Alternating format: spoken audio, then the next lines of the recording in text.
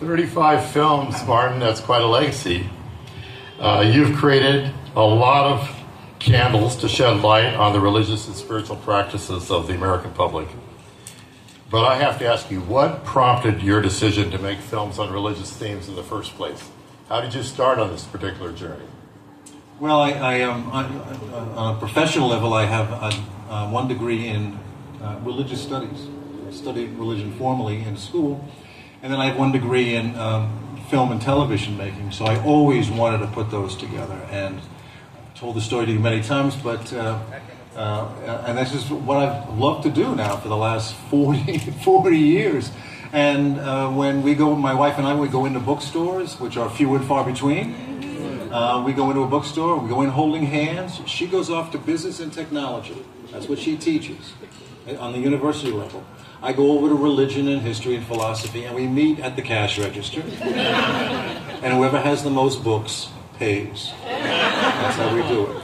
And this is always, I always come back with my arm full of books. It's what I love to do. I feel really lucky that somewhere along the line, I feel blessed that I was able to find myself. I think I found what I really love to do. And there are two people here. I was just talking to a dear friend. There are two people. If I could just please, one please. Thing. You mentioned that I had done. I started with a film on Seventh-day Adventists back in 2004, and that was really possible because of one of the people that's here tonight, and he's a legend in the Seventh-day Adventist community as one of the founders of ADRA. And he was the one who really encouraged me to really take it seriously, to make a film on Seventh-day Adventists, and to really tie it to Seventh-day Adventists, the health ministry of Seventh-day Adventists. And that's Ralph Watts, and I'm really thrilled that he's come out this evening to tell me about it. And as you know, as part of that series of films that I did, I also did a film on Seventh-day Adventist education called The Blueprint. You have, if you didn't know this, the second largest private education system in the world.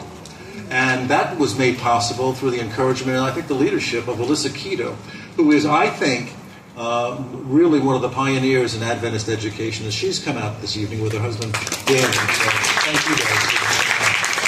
So it's nice to be back in the Inland Empire where we have a lot of friends. And it's just been a wonderful experience these last 20 years. So I'm in debt to all of you. Thank you. And you should all talk with Ralph and Alyssa afterwards. They want to talk to you, I know. They can tell you stories about Martin that he's forgotten. So, I have a question about the Sabbath film.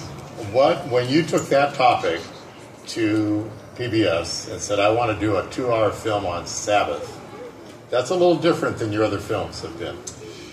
What was their response? What did they say? They were open to it, I think primarily because I said from the outset that I would do it looking at Sabbath through multiple faiths. And they liked that. And that was a perfect topic for public television and a perfect topic for me.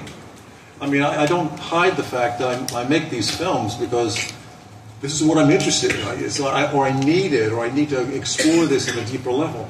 And so I was feeling sort of Sabbath deprived. The genesis of this film came in at a time when we were all home, sequestered because of COVID. Couldn't go out into the community, couldn't go to public gatherings, couldn't go to the lunches afterwards, the opportunities to gather with your friends. And so that was one of the reasons why I said, well, this is what we're missing.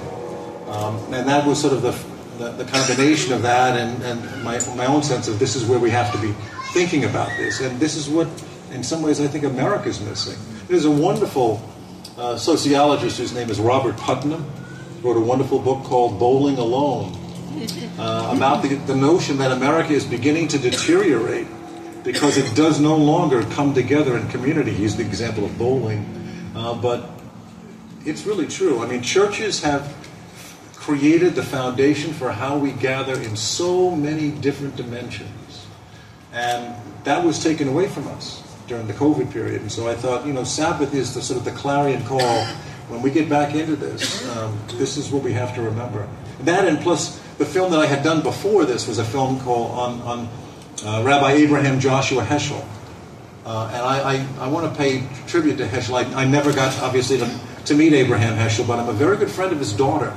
And if you watch the Sabbath film, I spent quite a bit of time with Susanna Heschel, and she is a marvelous theologian in her own right. And she is the standard bearer for her father. And Heschel, it was really Heschel who sort of broke open the notion of Sabbath in a whole new way. And as you know, he's not only, Abraham Heschel is not only revered within the Jewish communities, Reform and Conservative Orthodox, but also in Seventh-day Adventists. And rarely is there a theologian in the Seventh-day Adventist world that I meet that isn't aware and really has fallen in love with the book, The Sabbath, by Abraham Heschel. So having read that for that film, that all sort of put it back on the plate for me. So having decided to get into this journey around Sabbath, and having sort of blithely saying, I'm going to do a multi-faith journey about Sabbath, and they all said, well, that's good, go for it. What surprised you? What did you discover in this process that you weren't expecting? Well, I didn't realize that there were a lot of people out there celebrating or honoring what they call a tech Sabbath. There are a lot of people who don't consider themselves to be religious. In fact, some of them are really anti-religious when you ask. But they're practicing what they think of as a tech Sabbath. And they didn't need to call it Sabbath. They could have just said, I'm taking a day off from my technology. I'm going to bring down the cell phone. I'm walking away from the laptop. I'm sort of going to put it all down for this day. But in fact, they call it a tech Sabbath, and it's openly being practiced by a lot of people. But of course, they call it Sabbath because they understand that it's derived from something sacred and holy. And I think that's really a tribute to the whole the notion of Sabbath. And for me, I think one of the things I came away with is we talk about Sabbath and rest. But the word that stayed with me over the course of the process of making the film was the word content. It's not not a word you hear very often in the American conversation. The word content. But that's the word that's really sort of stuck with me, because I think ultimately, one of the rabbis says when God finished making the world, he didn't rest because he was tired, but he was actually content with what had been created. It was good. And that one has stayed with me. And so the mantra that I use for my own Sabbath now is to say that this is the one day of the week that I can feel a sense of contentment, because we all feel as though we have to compete. It's a very driven world we live in. But I think Sabbath becomes the day for me where I can actually stop, pause, and say to myself that I've done enough, and I have enough, and I am enough. And those are the three things that have resonated with me is what I want to get out of this day, this sense of contentment, that what's been given to me and what I can share back. That's. I have to ask though, of all the Sabbath practices among these varied groups that you observed and filmed and talked with people that are doing different things, exercising the contentment in some way, which ones do you sort of stand out to you? Oh, Seventh-day Adventists. Yeah. What are the practices, the specific practices that an individual, regardless of their faith or lack thereof, can take on? Do you think are valuable and worthwhile? I think there's a wonderful book written by a Jewish woman by the name of Judith Shulevitz. She's interviewed in the film. You saw her in the trailer. She wrote a wonderful, masterful work, a 7-year project for her, called The Sabbath World. And she's convinced that eating, the meal that's put together, is the sort of centerpiece of what it means to really stop and gather. You prepare, and really it's the metaphor of Sabbath. And I get what she means, because you prepare for it. So you're not cooking it on Sabbath. You're actually doing all the preparation in advance. Yes. And then you celebrate. People come together. We started off, the trailer has the family doing that exact thing. And so for me, that's the practice, the practice of the meal, I think, is really what I think a lot of people were missing in this country today. So we're going to have a clip before Rabbi Rosenberg speaks with us, and you entitled it Sabbath and Ritual. Where does this fit in your sort of pantheon of Sabbath practice? Well, I think it's at the center. I mean, in some ways, religion and faith, the expression of your faith is ritualistic, and I think that's a good thing.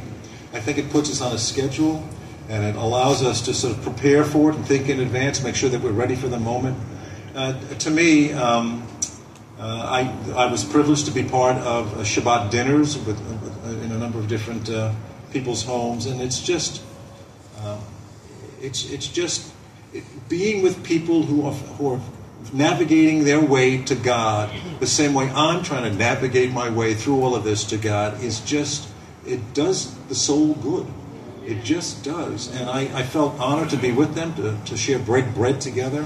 I also want to tell you that one of the people who's going to come up here in a minute, as your invitation has shown, is Rabbi Arthur Rosenberg.